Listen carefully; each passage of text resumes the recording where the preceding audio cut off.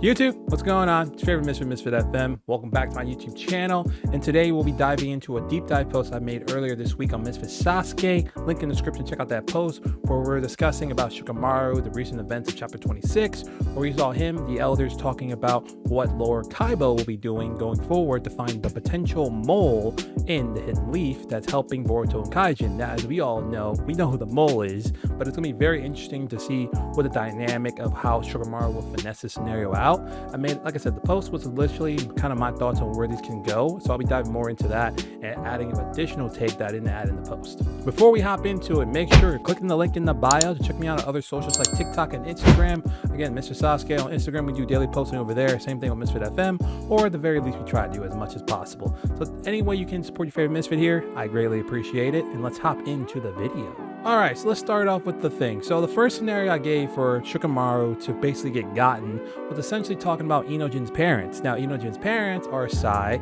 and Ino. As you know, Ino is aware of the conversations between Shikamaru and Kaijin already. So if she finds out that Inojin's now getting involved in this and the trouble that he could get into, it will be pretty bad. And obviously Shikamaru will probably have some disconnect and issues with Ino at that point going forward. And again, you would think like maybe they'll get over it because they've known each other since like they were kids. But like when you mess around with someone's kid, it's gonna be something bad. It's gonna end bad. And Ino, I don't see her snitching, but she could though. Because you gotta keep in mind, again, they're friends, they've known each other for a long time, been on the same team for years. It's like you got the connection, but still, look, Choji's not gonna save that. They're gonna argue, have a split maybe, and it could happen where Ino might snitch. On the flip note, you also gotta highlight Sai. Now Sai, let's give us some background story on Sai for those who have only been reading Boruto and never watched or read Naruto or Naruto Shippuden. Sai got introduced in Shippuden, so he's kind of someone that got introduced during a time skip after the original events of Naruto. Sai was a member of Root. Root obviously was a very sly organization. They're like Anbu, but they only worked for Danzo. And obviously during his time with Danzo, he was doing a lot of shady things, working undercover, doing stuff for the benefit of Root versus himself, because of also he had like, I think if I remember right, his tongue had like a seal on it, and if he disobeyed Danzo, he would die from it or something like that.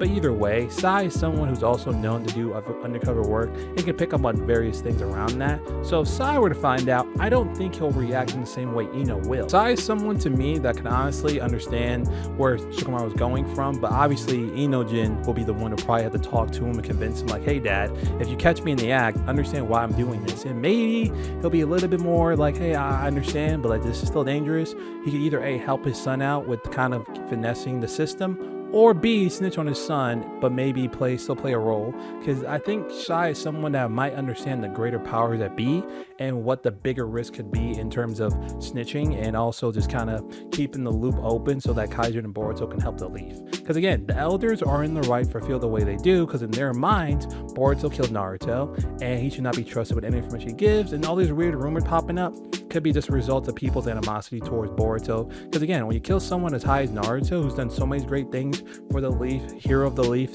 defeated pain, helped stop the war, it's gonna look bad for them if they were told, if it gets kind of out there like, hey, we're also taking information from him to stop this threat of the Senju. Like, it's a 50-50 gamble, but someone like Sai maybe be willing to kind of weigh that and kind of figure out how to like calm down, figure that stuff out. But again, he's still a parent at the end of the day, so he still overreact too. Inojin's parents are a huge variable. I don't think there will be a big factor, but they can be. So you have to keep that in mind. And like I said, Mr. Sasuke, the post I did kind of dived into that first scenario. Next up, I kind of highlighted Mitsuki, because Mitsuki obviously literally was in the interrogation room to help Boruto escape. Shikamaru handed him the device to help him get out there. In this case, was just, you know, the code to get out. So there is an element where Mitsuki will obviously be interrogated, because he was one of the many people who's interacted with Boruto. So we have to keep that in mind.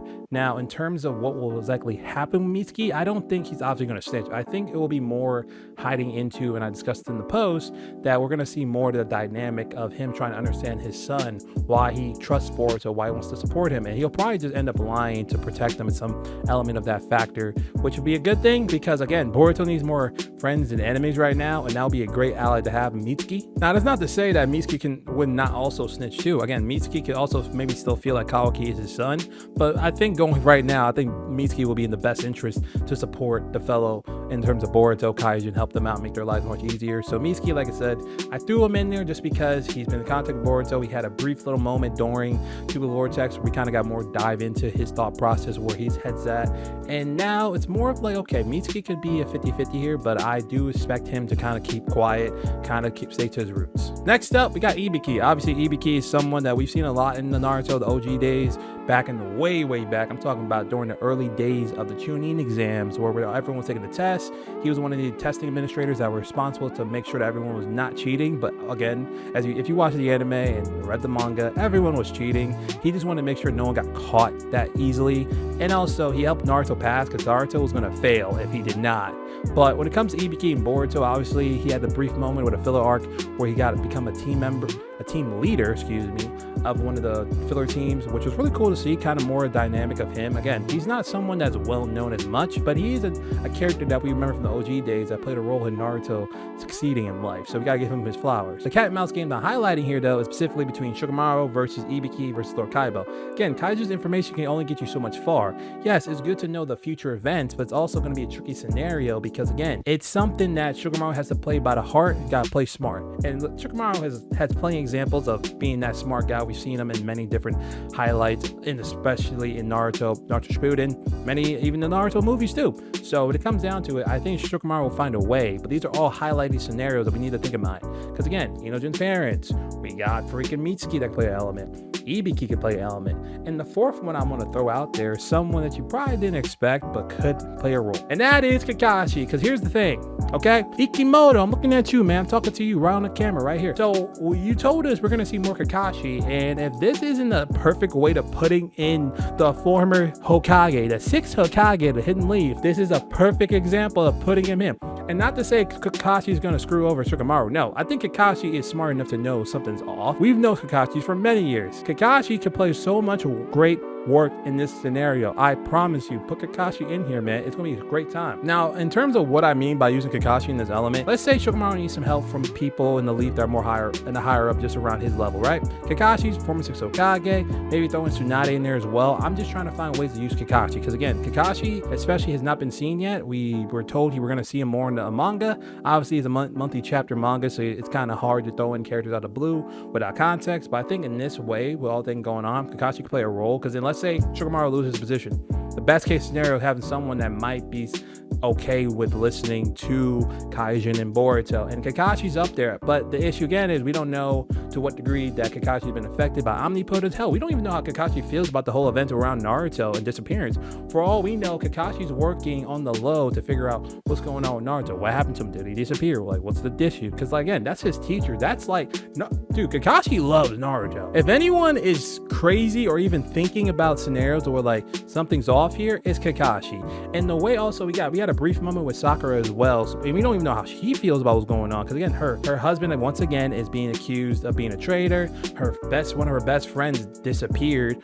It's something's off here, and I gotta feel like the OG Team 7 is working in the background, and maybe this interrogation scene of what's going to happen with Lord Kaiba will expose all that. So maybe we'll see the return of the OG Team 7 partially, because again, we're still missing Naruto and Sasuke, who are kind of incapacitated at the moment. But it'll be kind of cool to see Kakashi and maybe Sakura working together too, with Tsunade, of course. I have to throw in the fifth Hokage, okay? That's another OG right there.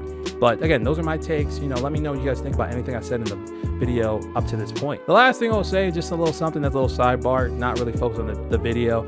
I went to go see the new Demon Slayer movie not too long ago, and again, I saw it in dub, saw it in sub, and I thought both movie quality was great. Obviously, the difference of the languages, all that stuff. Solid 9 out of 10 movies. I highly encourage you guys to go watch it. Made a video about it last week, just to highlight it again, because again, that's a good movie. Next month I'm going to go see the Chainsaw movie that comes out. I'm very excited to see how that one comes out. I've been hearing a lot of people complain about the quality.